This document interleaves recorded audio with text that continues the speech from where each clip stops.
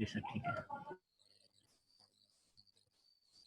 अच्छा जी, हमने अभी स्टार्ट करना है जी सब्स्टिट्यूशन वेरिएबल्स। सब्स्टिट्यूशन वेरिएबल्स में बेसिकली क्या होता है कि आप टेम्परेरीली वैल्यूज को स्टोर करने के लिए अपने पास वेरिएबल्स यूज करते हो। जैसे प्रोग्रामिंग के अंदर होता है ना कि हमारे पास वेरिएबल्स यूज होते हैं टू स्टोर सर्टेन वैल्यू, इसी तरीके से यहाँ पे भी हमारे पास वैल्यूज को स्टोर करने के लिए हम सब्स्टिट्यूशन वेरिएबल्स को यूज करते हैं। जैसे इसने यहाँ पे लिखा जी कि temporarily store values with single ampersand and double ampersand substitution. अब इसमें हमारे पास एक सिंगल एम्परसेंड यूज होता है और फिर हमारे पास डबल एम्परसेंड यूज होता है। वो कैसे यूज होता है, कहाँ पे यूज होता है, वो हम देखते हैं। अच्छा, फिर वो कह रहा है use substitution variables to supplement the following. ये 1 2 3 4 5 ये वो 5 चीजें हैं जहां पे हम लोग अपने सब्स्टिट्यूशन वेरिएबल्स को यूज कर सकते हैं। नंबर 1, वेयर कंडीशंस के साथ हम यूज कर सकते हैं, ऑर्डर बाय क्लॉजेज में यूज कर सकते हैं, कॉलम एक्सप्रेशंस में। कॉलम एक्सप्रेशन का यहाँ पे मतलब है कि कॉलम के जो नाम वगैरह होते हैं हमारे, टेबल नेम, टेबल के नेम की जगह पे हम कर सकते हैं एंटायर स्टेट सेलेक्ट स्टेटमेंट, हमारी कंप्लीट सेलेक्ट की जो स्टेटमेंट है उसमें भी हम सब्स्टिट्यूशन वेरिएबल यूज कर सकते हैं। अब ये यूज कैसे होगा, ये एग्जांपल है जनाब आप लोगों के सामने। Use a variable prefixed with an ampersand to prompt the user for a value. अब होता क्या है, मैंने ये क्वेरी लिखी कि select employee ID, last name, salary, department ID from employees. ये वो क्वेरी है जो आप लोग बहुत अरसे से देखते आ रहे हो। Where employee underscore ID equals to. अब यहाँ पे नॉर्मली क्या होता था कि आप लिखते थे where employee underscore ID equals to, आप यहाँ पे कोई एम्प्लॉय की आईडी एंटर करते थे। लेट्स सपोज आप 90 एंटर करते थे, आप 100 एंटर करते थे, या 120 एंटर करते थे। ठीक हो गया। लेकिन वो जो वैल्यू आप एंटर करते थे वो हमारे पास एक फिक्स्ड वैल्यू होती थी जो आपकी इसमें क्यूरी के अंदर लिखी जाती थी और आपकी क्यूरी हर दफा उसी वैल्यू के अगेंस्ट चलती थी। अब वो कह रहा है जी कि मुझे डिफरेंट वैल्यूज एंटर करनी है, कि मैं चाहता हूँ पहली दफा क्यूरी चले तो 90 वैल्यू एंटर हो, दूसरी दफा क्यूरी चले तो 100 में एंटर करूँ तो उसके अगेंस्ट रिजल्ट आए, तीसरी दफा क्यूरी चले। जिस तरीके से हम प्रोग्रामिंग लैंग्वेज के अंदर यूजर से रन टाइम पे वैल्यूज एंटर करवाते हैं ना, सीन और वो स्कैनर यूज करते हुए, आप लोगों ने दोनों चीजें पढ़ी होंगी। सेम जी जी वही काम यहाँ पे हम कर रहे हैं। बेसिकली हम कर रहे हैं कि हम यूजर से इनपुट ले रहे हैं। अब मैंने क्या किया, मैंने यहाँ पे लिख दिया एम्परसेंड एम्प्लॉय अंडरस्कोर नम। अब एम्परसेंड की वजह से क्या हुआ कि आपने एक सब्स्टिट्यूशन वेरिएबल क्रिएट कर दिया और सब्स्टिट्यूशन वेरिएबल का नाम आपने क्या रखा, आपने लिख दिया एम्प्लॉय अंडरस्कोर नम। अब एम्प्लॉय अंडरस्कोर नम की जगह पे मैं यहाँ पे ए भी लिख सकता हूँ, मैं यहाँ पे बी भी लिख सकता हूँ, मैं यहाँ पे सी भी लिख सकता हूँ, इट डजेंट मैटर। ये बेसिकली आपके वेरिएबल का नाम है। ठीक हो गया। अब जब आपने वेरिएबल लिखा और आपने इस क्वेरी को एग्जीक्यूट किया तो आपके पास ये जो डायलॉग बॉक्स आपको नजर आ रहा है नीचे, आपके पास इस तरीके से एक डायलॉग बॉक्स जो है वो पॉपअप होके आएगा सामने। यहाँ पे टेक्स्ट फील्ड के अंदर आप जो वैल्यू एंटर करेंगे, जो आईडी एंटर करेंगे, वो वैल्यू बेसिकली असाइन होगी जाके यहाँ पे इस एम्प्लॉय अंडरस्कोर आईडी को। और उस आईडी के अगेंस्ट फिर क्या होगा जी, आपके पास आपकी क्वेरी जो है वो एग्जीक्यूट होगी। ये बात समझ आई सबको? ओके ओके सर, आगे। किसी को कोई कंफ्यूजन हो इस चीज में प्लीज पूछ लें।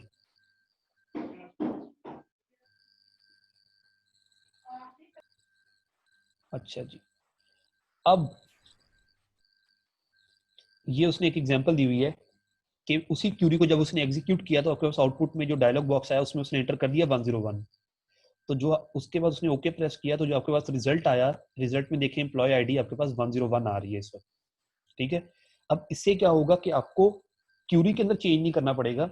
आप हर दफा अपनी क्यूरी एग्जीक्यूट करेंगे, रन टाइम पे आप कोई भी एम्प्लॉय आईडी एंटर करेंगे, वो उसी टाइम जो एम्प्लॉय आईडी आपने एंटर की उसी के अगेंस्ट आपको रिजल्ट रिट्रीव करके लाके देगा। अच्छा जी,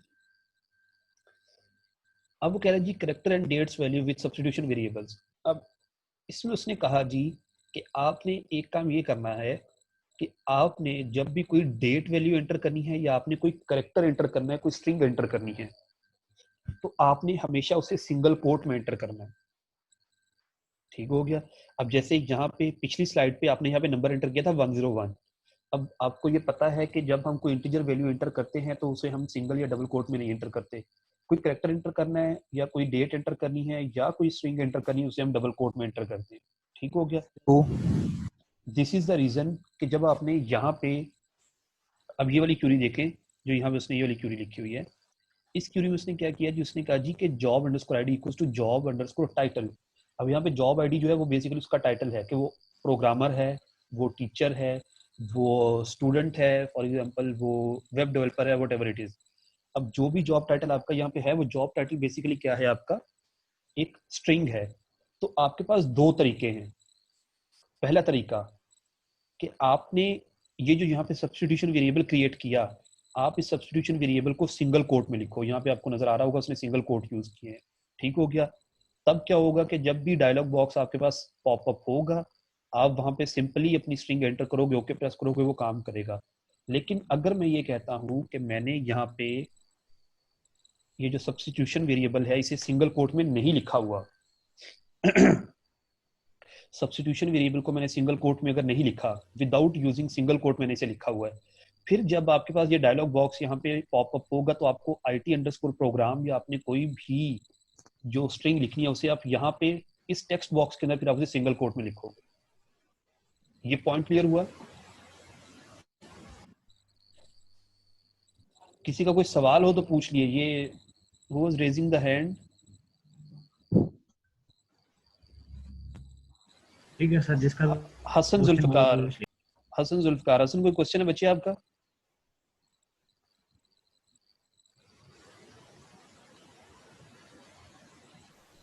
ये कोई जवाब नहीं है हसन साहब मेरे का। ख्याल में ज्वाइन हुआ है इस वजह से याद लगा। अच्छा चले, सर उन्होंने वो कह रहा है कि आवाज नहीं, मुझे लगता है उसकी सेटिंग सही नहीं, कॉल करके से बता देता हूँ। हेलो, मेरी आवाज आ रही है? नहीं आ रही यार। हाँ, आ रही है। अब आ रही है? आ रही है सर, की आ रही है आवाज। बस ठीक है, लेक्चर रिकॉर्ड हो रहा है, दरमियान में ज्यादा जो है ना वो। सर, मैंने आपसे ये पूछना था कि अगर हम लोगों को कोई नंबर ऐड करना हो तो उसके लिए भी हम लोग यही सिंबल यूज करेंगे या सिर्फ ये स्ट्रिंग के लिए यूज होता है? कौन सा सिंबल? सर, ये जो एंड का सिंबल है, यानी कि इनपुट लेने के लिए फ्रॉम द यूजर, इसलिए यूज करते हैं। तो भजन हम लोगों को आपका नंबर जो इनपुट लेना है तो वो भी सिर्फ यही करेंगे? उसके लिए भी यही होगा। देखो एम्परसेंड का जो आपका सिंबल है, ये सिंबल आपका बेसिकली यूज होता है सब्स्टिट्यूशन वेरिएबल के लिए। अब वो सब्स्टिट्यूशन वेरिएबल जो है उसमें आप कोई नंबर स्टोर करवा सकते हो, आप उसमें कोई डेट स्टोर करवा सकते हो, आप उसमें कोई कैरेक्टर करवा सकते हो, आप उसमें कोई स्ट्रिंग करवा सकते हो। ठीक हो गया स्पेशल कैरेक्टर्स भी आ सकते हैं जी। अब जी। द थिंग इज कि जो उसने डिफरेंस बताया, उसने कहा जी कि अगर आपने कोई नंबर एंटर करना है तो वो आप डबल कोट के बगैर एंटर करोगे, डबल या सिंगल कोट के बगैर। यहाँ पे उसने लिखा है ना कि use single quotation mark for date and character values. Character values date के लिए और स्ट्रिंग के लिए आप सिंगल कोटेशन मार्क एंटर करोगे। ओके। ठीक हो गया। अब यहाँ पे फिर उसने कहा था कि अब उसके लिए हमारे पास दो तरीके हैं। पहला तरीका उसने कहा जी कि यहाँ पे जो मैंने सब्स्टिट्यूशन वेरिएबल क्रिएट किया, अगर इस सब्स्टिट्यूशन वेरिएबल को मैं सिंगल कोट में नहीं लिखता तो मुझे यहाँ पे इस टेक्स्ट फील्ड के अंदर जो भी मैं वैल्यूज एंटर करूंगा उसे सिंगल कोट में लिखना पड़ेगा। पहली चीज। अगर मैं कहता हूँ कि यार यहाँ पे इस टेक्स्ट फील्ड में सिंगल कोट एंटर करने में मुझे मसला हो रहा है कि बार बार सिंगल कोट, बार बार सिंगल कोट, तो आप क्या करते हो, आप अपने इस सब्स्टिट्यूशन वेरिएबल को यहाँ पे सिंगल कोट में एंटर कर देते हो। तो इससे क्या होता है कि आपको यहाँ पे वैल्यू एंटर करते वक्त सिंगल कोट यूज करने की जरूरत नहीं पड़ती। ये पॉइंट क्लियर है? सही है, ठीक है सर। सती साहब वीडियो बंद कर लें। प्यारे लग रहे हैं, प्यारा लग रहा है। नहीं, अगर कोई ऑन करना चाहता है अपनी video, you guys are most welcome, मुझे कोई इशू नहीं है। सही हो, कोई समझ ही नहीं आई, अचानक से क्लिक हो गया इसलिए वो हो गया, वरना कोई चक्कर नहीं कोई मसला नहीं है। अगर कोई अपनी वीडियो ऑन करना चाहता है तो ऑन करे, लेकिन ऑन करने का ये मतलब नहीं है कि आप बाकी क्लास को फिर डिस्ट्रैक्ट करें उल्टी सीधी हरकतें करें। नहीं। नहीं, मैं आपको नहीं कह रहा, मैं किसी और को कह रहा था। तो खैर बहस लंबी हो जाएगी, छोड़ दें फिलहाल उसे। अच्छा जी, यहाँ तक बात समझ आइए। जब ये ऑपरेटर यूज करेंगे तो नंबर्स के लिए तो हम मतलब ये कोटेशन मार्क यूज नहीं कर रहे, तो सिर्फ जब स्ट्रिंग एंटर करवाना चाह रहे हैं या कैरेक्टर एंटर करवाना चाह रहे हैं तब हम कोटेशन मार्क यूज करेंगे। ये जी ऐसे ही है।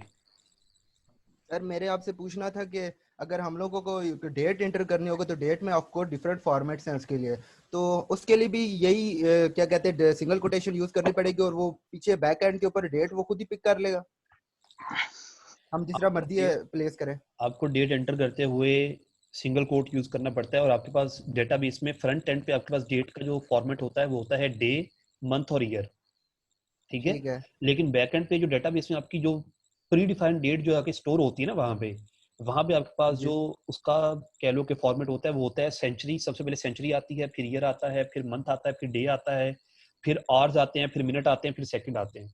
ये प्रॉपर ये ठीक है। 7 चीजें ऐड होती हैं आपकी डेट के अंदर प्रॉपर बैक एंड पे डेटाबेस में। लेकिन फ्रंट एंड पे आपके पास जो डेट आती है वो डे, मंथ और ईयर जो हमारे पास नॉर्मल एक फॉर्मेट होता है उसी में आती है।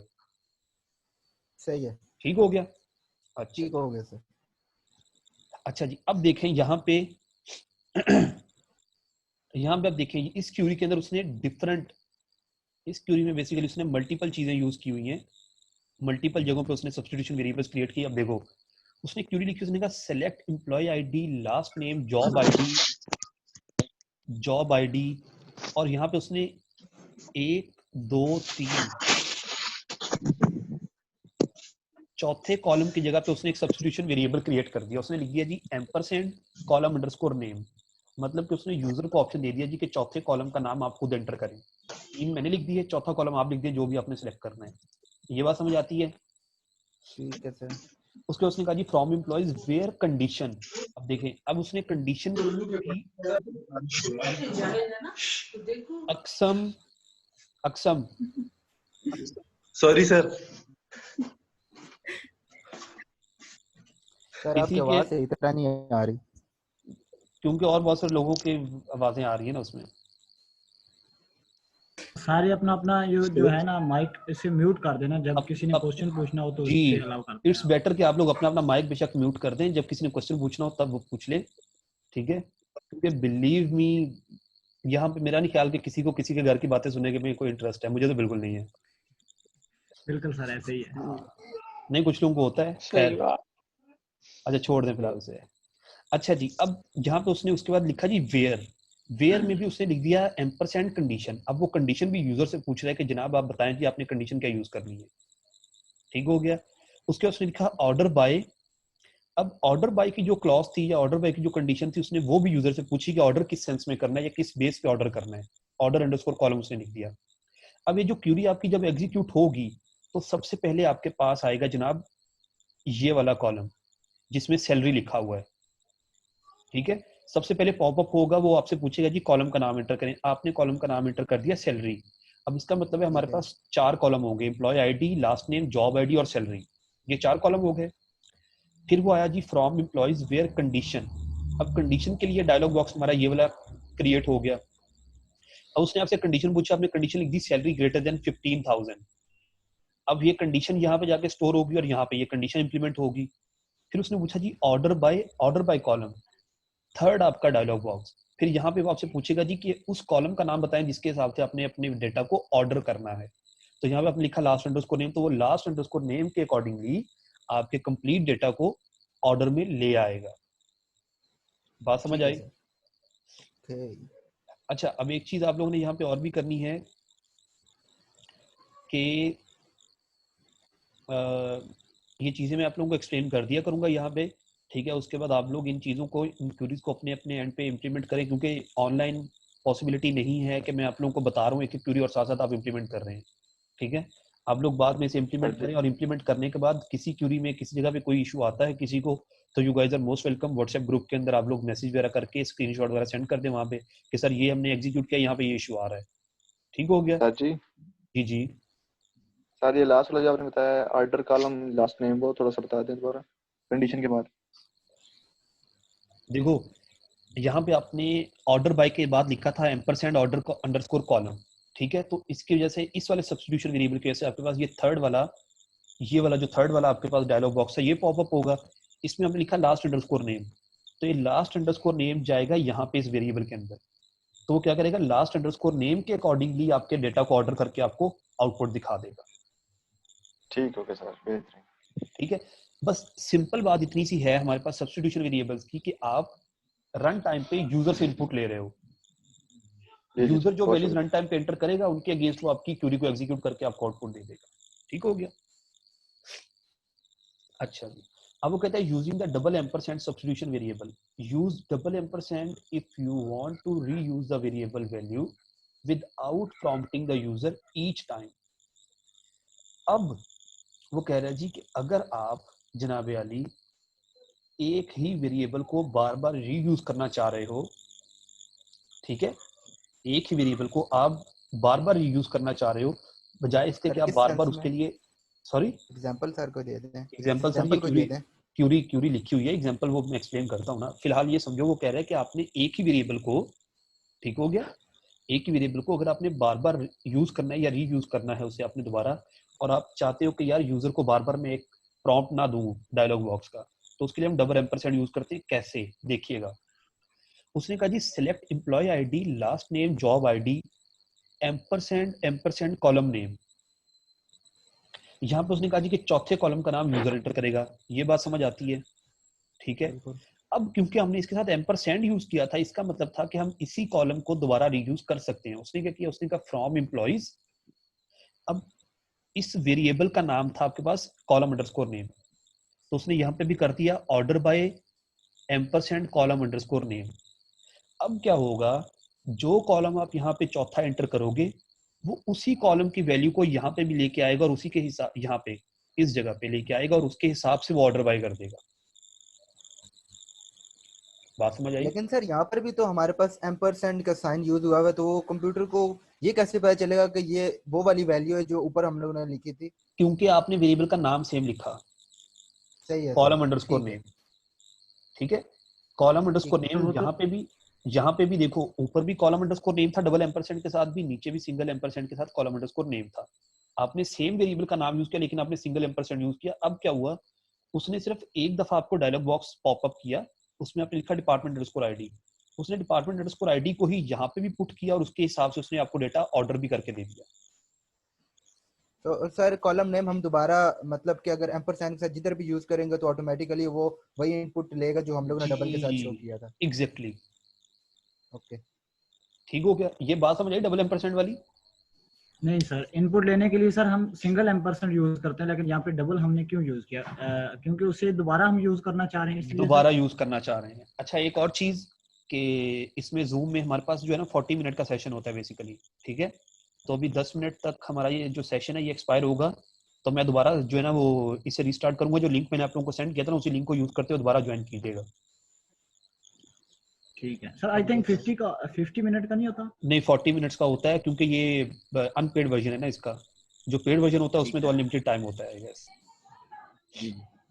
अच्छा, सर्विस अब अच्छी है इसकी। सॉरी कुछ नहीं सर, ये जो इसमें हमने 2 बार आपने बोला कि पहले हम एक बार यूज करेंगे तो एंड यूज करेंगे, 2 बार फिर दोबारा जब यूज करना है तो फिर जब हमने थर्ड टाइम यूज करना होगा तो फिर हम 3 बार एंड यूज करेंगे या फिर 2 बार यूज करके कॉलम का नेम बता देंगे उसको? नहीं, आप थर्ड दफा भी करोगे तो आप एक दफा ही करोगे। देखो बेसिकली होता क्या है कि आपने ये जहाँ पे एक दफा जब आपने यूज किया ना डबल एम्परसेंड के साथ, ठीक है, तो डबल एम्परसेंड ने ये चीज स्पेसिफाई कर दी कि इस वाले वेरिएबल को अब आप अपनी क्यूरी के अंदर रीयूज कर सकते हैं, ठीक। अब इस वाले सब्स्टिट्यूशन वेरिएबल को आप अपनी क्यूरी के अंदर दोबारा भी रीयूज कर सकते हैं। आपने एक दफा यहाँ पे दोबारा रीयूज कर लिया, ठीक हो गया। यहाँ पे मैं कहता हूं फॉर एग्जांपल के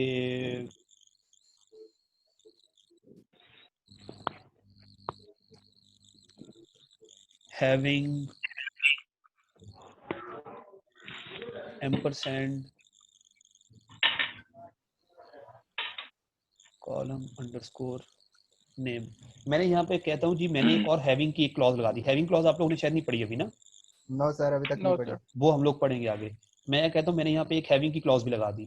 तो हैविंग की क्लॉज के लिए भी मैंने इसी कॉलम को यूज करना था, तो मैंने देखो दोबारा सिंगल एम्परसेंड लगाया और साथ सेम कॉलम नेम लिख दिया, वो वेरिएबल का वही नाम लिख दिया। तो क्या करेगा, अगेन डिपार्टमेंट अंडरस्कोर आईडी या जो भी मैंने वैल्यू यहाँ पे एंटर की थी बेसिकली कॉलम की, उसी वैल्यू के अगेंस्ट वो यहाँ पे हैविंग की क्लॉज को भी एग्जीक्यूट करेगा।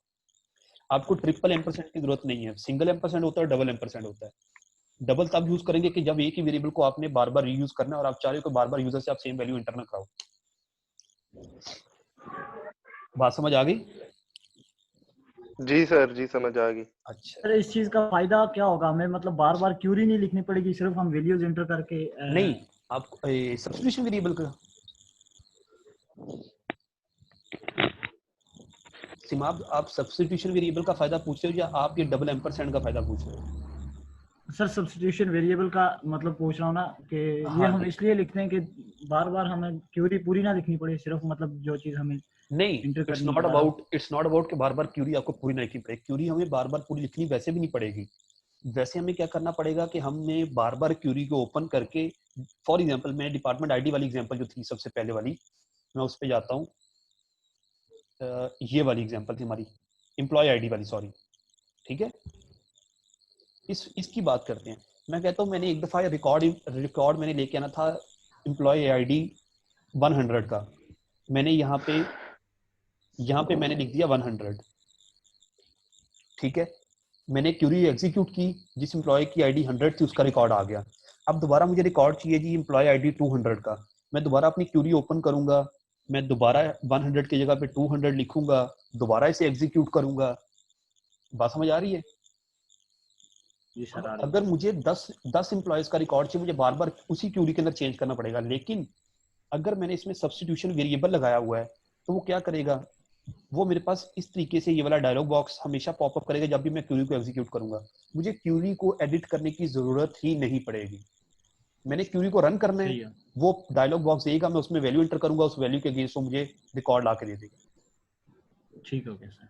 देखो हम कहते हैं ना, दो प्रोग्रामिंग के अंदर हमारे पास दो चीजें होती हैं। एक होता है हम वैल्यू को हार्ड कोड करते हैं, ठीक है, बिल्कुल सर। और एक होता है हम यूजर से वैल्यू रन टाइम पे लेते हैं। ये भी वही, ये बिल्कुल। स्वयं वही लॉजिक है कि आप यूजर से रन टाइम पे वैल्यूज एंटर करवा रहे हो, बजाय इसके कि आप वेरिएबल को खुद से वैल्यू असाइन कर दोगे। ठीक है सर, सही है। क्लियर होगी ये बात? Yes, अच्छा जी, चलो जी। इस लेक्चर में हमने जो काम करना था वो हमने कर लिया। डिफाइन एंड वेरीफाई कमांड हमने नहीं करनी। अब एक काम करते हैं कि ये लेक्चर हमारा क्लोज हो गया, मैं इस सेशन को एंड कर रहा हूँ। इसकी वीडियो जो है वो मैं आपको ग्रुप में सेंड करता हूँ और दोबारा जो है ना सेशन में जनरेट करता हूँ आपके लिए, ताकि हम अगला लेक्चर स्टार्ट कर लें। वैसे भी खत्म होने वाला है सेशन हमारा। Okay sir, okay. उसी लिंक को यूज करते हुए आप लोग ज्वाइन कर लीजिएगा।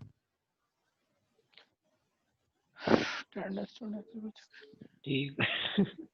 अटेंडेंस भाईजान, कि आप लोगों को अगर आप पार्टिसिपेंट पे क्लिक करें तो आपको सबकी शक्लें नजर आ रही होंगी कि कौन कौन बंदा यहाँ पे इस वक्त है मीटिंग में, है ना? Yes, sir. तो ये मेरी तो नहीं आ रही, रिकॉर्ड हो रही है। मेरी तो नहीं शक्ल आ रही।